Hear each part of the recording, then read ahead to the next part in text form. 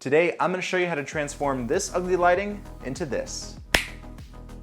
All right, I wanna give a big shout out to Nanlite for sponsoring today's video because we're gonna look at their new Pavo Tube 8-foot tube lights and of course, their classic Forza 500 LED light. Let's have a closer look. Ooh, a lot of fog. First, I want us to take a look at the backlight. This is the Forza 500, a very powerful light that I actually did a few videos on. And what I really like about this light is the fact that it can be used in so many different ways because of its power.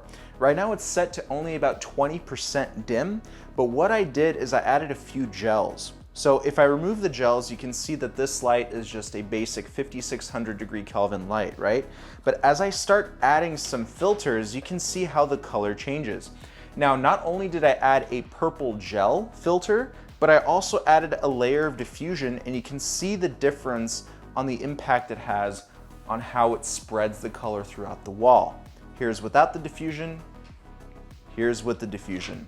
There's a huge difference. You really don't see the reflector in the shadow. You don't see those harsh edges. So that's what I really like about using this extra layer of diffusion. Right now you're looking at the 8-foot Pavo Tube from Nanlite. This one is set to specifically red, and the other one is set to blue, and I'll tell you why once we take a look at the Nanlink app.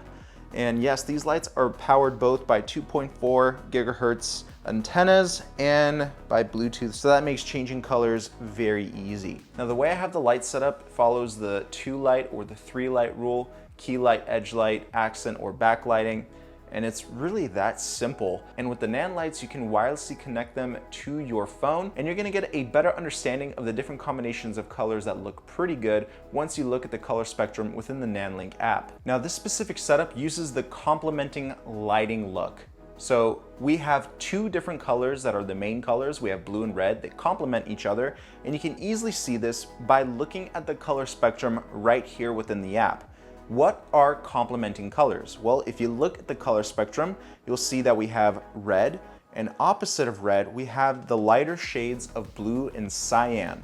So red is set to my edge lighting, and if we go to the other Pavo Tube, you'll see that it's set to that cyan/bluish color. Now, what happens if we don't use complementary colors? For example, if I set the key light to, let's say, green, and then I go to my edge light, and set it to, let's say, yellow. I mean, to be honest, it still kind of looks cool because it's RGB, but these are not typical colors that you would usually see in retro lighting. However, you can use lights within the same group. For example, I can go to red for my edge light.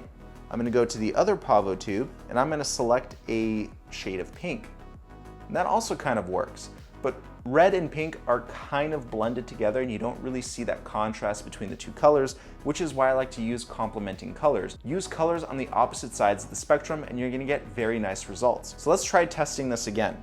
We're gonna go to, let's say, this kind of a greenish look on one Pavo Tube. I'm gonna go to the other Pavo Tube, and I'm gonna actually go to this color, which is exactly the opposite side of green. And look at this, we're still looking like we're retro. I would of course change the color in the back, but because it's a set color temperature light, the Forza 500, I don't have the ability to change the colors on the app. I would have to change the gels. But I think you get the gist of it. Just play around with the colors and you can really see the difference. Now, another thing that I want you to pay attention to is the catch light in my eye, which is basically the reflection of the key light.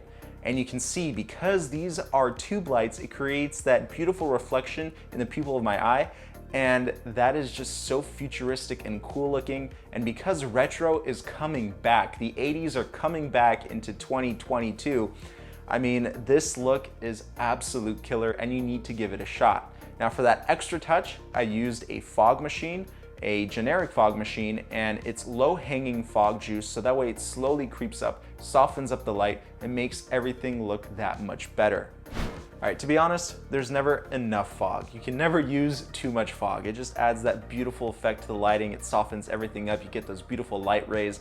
And yeah, retro lighting is actually really simple if you have the right tools, and Nanlite has the right tools. So if you're interested in the Pavo Tubes or the Forza 500 or any other Nanlite lights, check out the links down below.